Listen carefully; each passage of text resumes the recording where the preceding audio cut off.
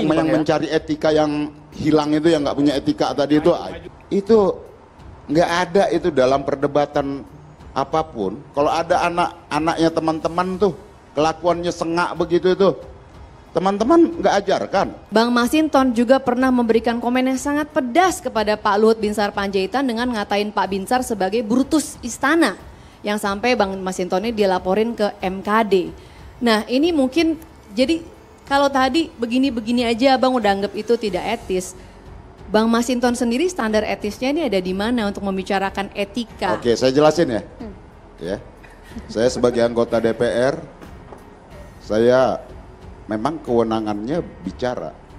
Apakah itu tidak beretika? Beretika. Karena yang saya perjuangkan adalah etika demokrasi. Ketika ya ada perencanaan 3 periode, saya tentang. Ketika ada ide tentang penundaan pemilu, saya tentang. Ketika menciptakan calon boneka dan kemudian diselesaikanlah dengan cara-cara pelanggaran etika berat di MK, saya tentang. Jadi Mbak ya, ukuran sikap politik jangan disamakan dengan memperlakukan dan cara. Saya respect terhadap Pak Luhut, saya respect terhadap Prof Mahfud, saya respect terhadap pejabat siapapun itu ya yang saya kritik. Karena tugas saya sebagai anggota DPR, parle, saya harus meluruskan yang bengkok. Saya harus punya sikap yang tegas untuk menjaga demokrasi, menjaga kewarasan, dan menjaga kedaulatan rakyat ini. Maka terhadap siapapun ya yang ingin mengangkangi konstitusi dan demokrasi, saya akan hadapi. Saya akan teriakkan karena memang abang bilang sebagai wakil rakyat. Ini kemarin juga disampaikan sebagai dalam forum debat sebagai cawapres yang mengikuti proses debat. Jangan double standard, bilang orang nggak boleh ngatain, ngelecehkan orang, tetapi ini menarik sendirinya mengata-ngatai orang tuh boleh. Sebenarnya DPR itu adalah wakil rakyat. Anda dicontoh perilakunya oleh masyarakat. Kalau wakil rakyatnya ngomong brutus istana, Prof Mahfud MD dikatakan sebagai menteri komentator, yang lain anak-anak ini gimana? Sampai di sana. Sebenarnya, jadi jangan bilang itu nggak boleh, tapi saya boleh. Pangeran komentar Bagres ditanu, Pangeran Bang Masinton. Salah Anda, Bang Masinton. Biar saya jelaskan ya. Ada jubir abang di sebelah Bang. Yang saya tentang itu adalah ya. Yang saya tentang itu adalah cara-cara politiknya, bukan orangnya. Ya. Kebetulan mereka adalah pejabat. Tapi penggunaan kata-katanya itu loh, nggak usah ngata-ngatain orang sampai dilaporin ke Mahkamah Kehormatan Dewan. Ketika saya dilaporkan, apakah itu ada proses? Coba teman-teman di sini, lebih nggak etis mana yang begini-begini atau ngatain orang brutus istana dan juga menteri komentator? Silakan masyarakat yang enggak. Indonesia tanah air beta pusaka abadi nan jaya. Menteri Koordinator Bidang Politik, Hukum, dan Keamanan Mahfud MD menyatakan akan segera mengundurkan diri dari jabatannya di Kabinet Indonesia Maju. Selain komitmennya dengan calon Presiden Ganjar Pranowo, menghindari konflik kepentingan menjadi salah satu alasan mantan Ketua Mahkamah Konstitusi itu mundur dari jabatannya. Rencana untuk mundur dari kabinet disampaikan Mahfud dalam acara Tabrak Prof yang digelar di Semarang, Jawa Tengah, Selasa 23 Januari 2024 malam.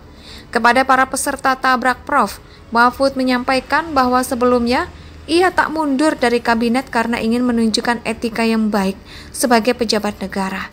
Meski ikut berkontestasi sebagai calon wakil presiden, Mahfud mengaku tidak memanfaatkan kekuasaan serta fasilitas negara untuk urusan kampanye. Namun, menurut Mahfud, situasinya tidak berimbang. Pihak lain justru menggunakan jabatan untuk kepentingan kontestasi. Bahkan sejumlah menteri yang tidak ada kaitannya dengan politik juga bergabung menjadi tim sukses Capres dan Cawapres. Oleh sebab itu, saya kira percontohan saya ya sudah cukup untuk mundur dari jabatan. Tinggal menunggu momentum. karena ada sesuatu tugas negara yang harus saya jaga, tuturnya. Saat pemandu acara Tabrak Prof menanyakan ulang apakah akan mundur dari Menko Polhukam, Mahfud menegaskan tinggal menunggu momentum yang tepat. Menurut Mahfud, ia terikat dengan aturan dari partai pengusung. Di sisi lain, ia juga tidak bisa meninggalkan begitu saja amanah yang telah diberikan Presiden Joko Widodo kepadanya 4,5 tahun yang lalu. Sebelumnya, seusai debat keempat pemilihan presiden atau Pilpres 2024 di JCC Senayan, Minggu 21 Januari 2024 malam, Mahfud menyampaikan terima kasih kepada Joko Widodo yang telah memberikan kepercayaan kepadanya untuk menjadi Menko Polhukam. Karena ini debat terakhir untuk Cawapres, saya ingin sampaikan terima kasih kepada Pak Jokowi karena 5 tahun lalu beliau meminta saya menjadi Menko Polhukam, tuturnya. Cawapres nomor urut 3 itu menyampaikan, semakin banyak belajar selama 5 tahun menjadi Menko Polhukam, mantan Ketua Mahkamah Konstitusi itu mengungkapkan keinginannya untuk melanjutkan tugas menjadi salah satu alasan menerima pinangan Partai Demokrasi Indonesia atau PDIP dan koalisinya untuk mendampingi Ganjar. Mahfud ditetapkan menjadi bakal calon wakil presiden untuk mendampingi Ganjar Pranowo pada 18 Oktober 2023. Penetapan Mahfud sebagai cawapres diumumkan langsung oleh Ketum Partai PDIP Megawati Soekarno Putri. Menteri Koordinator Bidang Politik, Hukum, dan Keamanan Mahfud MD menyatakan akan segera mengundurkan diri dari jabatannya di Kabinet Indonesia Maju.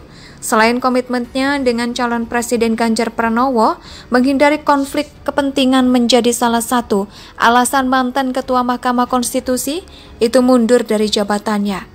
Rencana untuk mundur dari kabinet disampaikan Mahfud dalam acara Tabrak Prof yang digelar di Semarang, Jawa Tengah, Selasa 23 Januari 2024 malam. Kepada para peserta Tabrak Prof, Mahfud menyampaikan bahwa sebelumnya ia tak mundur dari kabinet karena ingin menunjukkan etika yang baik sebagai pejabat negara. Meski ikut berkontestasi sebagai calon wakil presiden, Mahfud mengaku tidak memanfaatkan kekuasaan serta fasilitas negara untuk urusan kampanye. Namun, menurut Mahfud, situasinya tidak berimbang. Pihak lain justru menggunakan jabatan untuk kepentingan kontestasi. Bahkan sejumlah menteri yang tidak ada kaitannya dengan politik juga bergabung menjadi tim sukses Capres dan Cawapres. Oleh sebab itu, saya kira percontohan saya ya sudah cukup untuk mundur dari jabatan. Tinggal menunggu momen. Indonesia sejak dulu kala tetap dipuja-puja bangsa.